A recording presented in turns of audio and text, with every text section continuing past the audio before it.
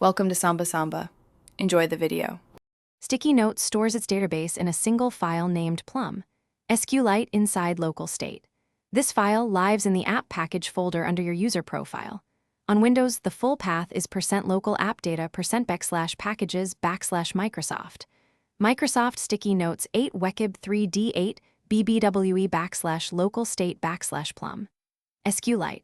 Always close the Sticky Notes app before attempting any file operations. If the app runs while you copy or replace the file, it can become corrupted. Backup Plum. SQLite to a safe folder like Documents /Sticky Notes backup. Keep at least 2 backup versions for safety. First, exit Sticky Notes and confirm no Microsoft. Notes processes run in Task Manager.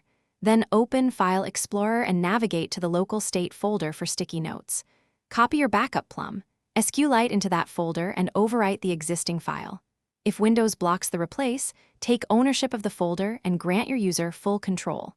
After replacing Plum, SQLite start Sticky Notes and verify your notes appear. If notes do not display, restart Windows and relaunch the app to force a database reload.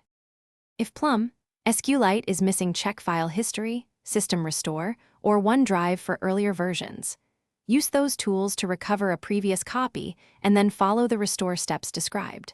Uninstalling and reinstalling Sticky Notes typically preserves local state, but always backup Plum. SQLite before removing the app. If access is blocked, use an elevated command prompt or PowerShell to copy the file with administrator rights. After recovery, open Sticky Notes and export or copy important notes to a separate file for future protection.